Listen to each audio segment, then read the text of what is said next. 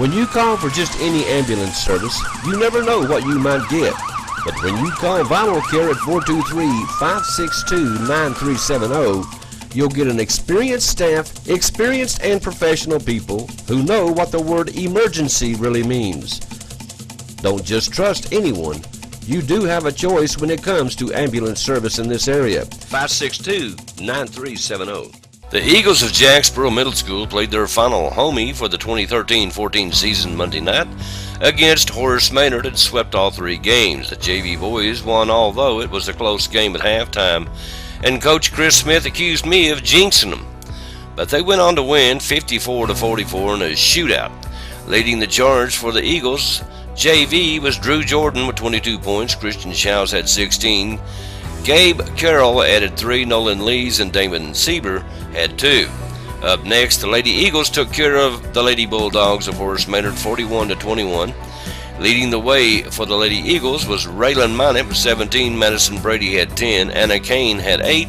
Carissa Nance had 3. Trinity King and Mallory Overton had 2 each.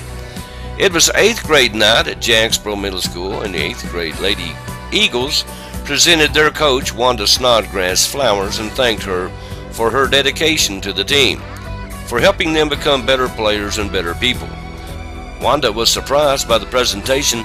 I spoke with her afterwards and she told me, and I quote, "I have a great group of girls." And I wholeheartedly agree. They haven't won every game they've played, but they showed up and played hard for Coach Wanda. Up next, the boys hit the floor, and starting out, it looked like it was going to be a blowout, just like the first 2 games, but the Bulldogs and Baron Nice wasn't going to have any of that, and they hung in there and made the Eagles earn their win, and they did just that. They won 41-35 behind 12 points from Jordan Hembry and 9 big points from John Porter, who played big down low. Evan Jackson, too, found pay dirt down under the basket with 8 points. Dawson Hembry had 6. Elijah Phillips only had 4. He fouled out. He had 4 points and 6 big rebounds before he left the game, though. Nick Lees chipped in with 2. The Eagles' next 2 games are on the road. Thursday, they will be at Robertsville, and the following Tuesday, they will go to Grace Christian, and then it's off to the district tournament at Robertsville on the 25th. The La Follette Middle School Owls had a makeup game Tuesday night against CAK. Christian Academy, 4 games that were played Tuesday night, JV boys and girls, then varsity girls and boys. Let's start out with the JV girls, shall we? Who disposed of CAK very quickly, winning 26-5. Medley had 8, Comer, Richardson, and Wells had 4. White, Meadows, and Monday had 2 each. In the JV boys game, they lost 45-21. Addington and Longmore had 6 each. Wilson had 5, Garner and Shepherd only had 2 in that game.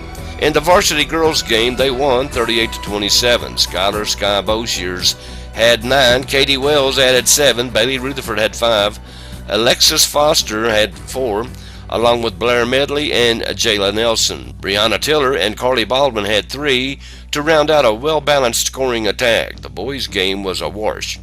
They lost 39-30. Colby Stretch Bailey had 11, but he really couldn't get going as they weren't able to get him the ball inside for most of the game.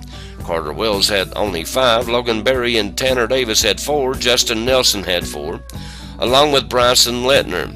Now they will play at home again Thursday night against Clinton. They also have a game Friday. We don't know who they play.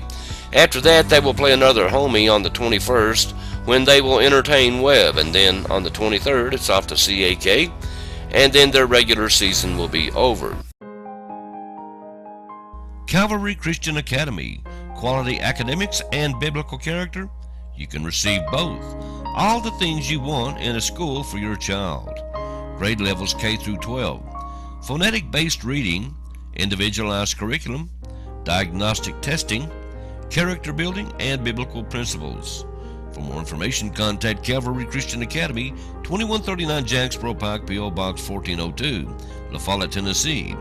Phone 423-562-7267. 423-562-7267.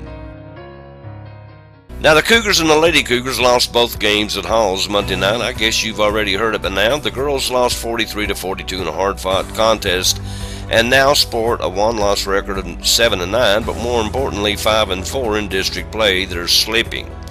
The boys too lost 53-42 and are 6-11 for the year, and 2-7 in district play. Not a good place to be with the district tournament right around the corner. Campbell County High School baseball and basketball star Tucker Kane will sign with Bryan College Wednesday morning at 10 a.m. at Campbell County High School. We assume it's in the library, and we'll be up there to catch all that for you. We'll have the interview with Coach Justin Price of the Campbell County High School football team as he went up to Cumberland College, cause his brother Matt was the defensive coordinator of the Tennessee All-Stars, and he had 3 players playing this game. We thought it was 2, but it was 3. Andrew Evans, Corey Phillips, and Nick Bailey went. The Tennessee All-Stars lost the game big, but head coach Davey Gillum was trying to run the spread offense and had some real studs at running back, and the fans were screaming for him to run. According to most fans, he didn't use them that much. I wasn't there, I don't know, but if I were there and if it were left up to me, I would have rather had a man that knows how to coach that spread offense, and that's our very own Justin Price. But hey, it's just an all-star game. We'll have that interview on another sports report of Justin Price, though. And we do want to thank our very own guru, Dwayne Kitts, for getting us this video. Also, the guru tells us that the field house up at Campbell County High School was broken into and vandalized. No word on who done it just yet. Now, we'll stay on top of this story as well. Also, don't forget, Campbell County High School boys soccer practice will start up February the 10th. It's going to be at the field in front of the high school, so don't forget that after school on February the 10th. Alrighty, that's a real quick look at today's sports. I thank you all for being with us today. You guys stay tuned. There's a whole lot more to come right here on WLAF.